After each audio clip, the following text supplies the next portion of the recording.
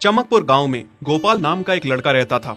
उसकी सौतेली माँ और बाप ने उसे घर से निकाल दिया था। उसकी सौतेली माँ ने सब कुछ अपने और अपने बच्चों के नाम पे कर रखा था और गोपाल को हिस्से के नाम पे 3 गायें दे रखी थीं। गोपाल पढ़ा लिखा तो बहुत था, पर नौकरी ना मिलने के कारण उसने सोच लिया था कि वो अब उन तीनों गायें की खूब देख रेख करके उनसे जो दूध मिलेगा उसे बेच के अपना कारोबार चलाएगा। अब मैं बिल्कुल अकेला हो गया हूँ। गौ माता, तुम तीनों के अलावा मेरा अब कोई भी नहीं है।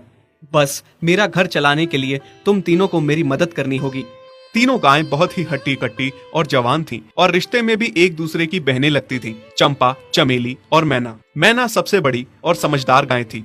चंपा गर्भवती थी और चमेली को अभी अभी बच्चा हुआ था। वो दूध दे रही थी, जिसके दूध को बेच के गोपाल का थोड़ा बहुत घर चल रहा था। पर गोपाल को अब चंपा और मैना पे पूरा भरोसा था कि जब उनका बच्चा हो जाएगा तो वो खूब दूध देने लगेंगी और जिससे उसका कारोबार अच्छे से सेट हो जाएगा। देखा चमेली बहन, हमारे मालिक को कितनी उम्मीदें हैं हम तीनों से। हाँ चंपा, सुना मैंने, मालिक ने हमसे कितनी सारी उम्मीदें लगा रखी हैं। और उम्मीद रखे भी क्यों ना, कितना समय खर्च करते हैं मालिक हम पे और कितनी सेवा करते हैं हमारी, कितना खिलाते पिलाते हैं हमें। और फिर हम मालिक की उम्मीदों पे खरा ना उतरेंगी तो धिक्कार है हमारी जिंदगी पर। सही कह रही हो बहन तुम। चलो हम तो मालिक के लिए कुछ ना कुछ कर ही लेंगे। तुमने बच्चा दे दिया है, दूध भी दे रही हो, मैं भी गर्भवती हूँ।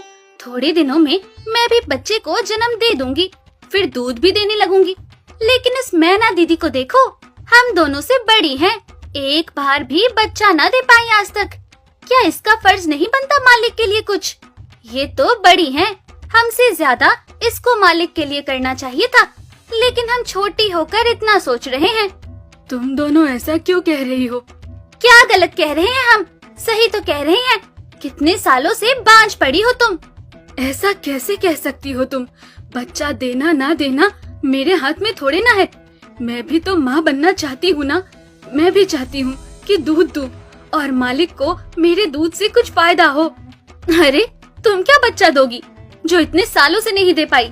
तुम ये ख्वाब लेना बंद करो कि तुम बच्चा दोगी और तुम्हारे दूध से मालिक को कोई फायदा होगा। दोनों छोटी बहनें बड़ी बहन मैना की बेबसी का मजाक उड़ाती हैं और उस पे हंसती हैं। इस बात से मैना बहुत दुखी होती है और रोती है कि उसी की बहनें उसको दिलासा देने की बजाय उसे ताने मार रही हैं, उसका मजाक उड़ा रही हैं। फिर एक दिन गोपाल का पड़ोसी उससे कहता है, अरे गोपाल, तुम्हारी 2 गायें तो ठीक है, एक गाय का क्या है? उससे तुम्हें कोई फायदा नहीं है, बेच क्यों नहीं देते उसे?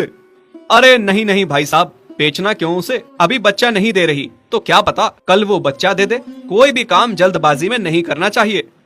अरे नहीं गोपाल, मेरे कहने का ये मतलब था कि तुम्हें अपना कारोबार जल्द खड़ा करने की जरूरत है, क्योंकि तुम्हारे घर वालों ने तुम्हारे साथ जो कुछ भी किया वो बहुत गलत था।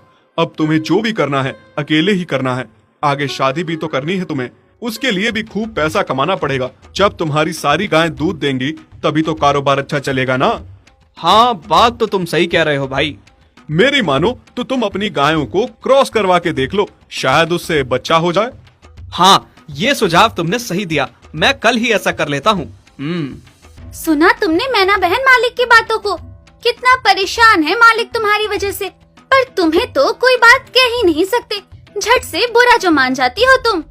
मैना ये सब सुन के बहुत दुखी होती है, पर करती भी क्या, उसके हाथ में कुछ नहीं था। गोपाल ने मैना को क्रॉस करवा के भी देखा, पर उसका भी कोई फायदा नहीं हुआ।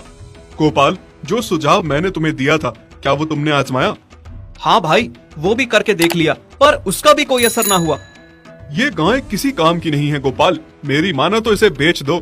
मैं सोच रहा हूँ एक बार फिर से क्रॉस करवा के देखता हूँ, शायद कोई बात बन जाए। देख लो, पर मुझे नहीं लगता। देखा, इन लोगों को भी पता चल गया, तुम बच्चा नहीं दे सकती, तुम बांझ ही रहोगी।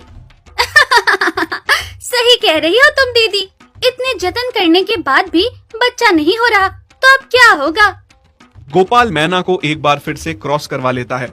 दोनों बहनें चंपा और चमेली मैना के बांझपन का मजाक उड़ाती हैं और उस पे खूब हंसती हैं। फिर एक दिन मैना चमेली के बच्चे के साथ खेल रही थी कि तभी चंपा देख लेती है। हाँ देख तो चमेली दीदी, ये मैना दीदी तेरे बच्चे के साथ क्या कर रही है? मुझे समझ में नहीं आ रहा, तू इस बांझ के साथ अपने बच्चे को कैसे छोड़ सकती है? जब मेरा बच्चा आ जाएगा मैं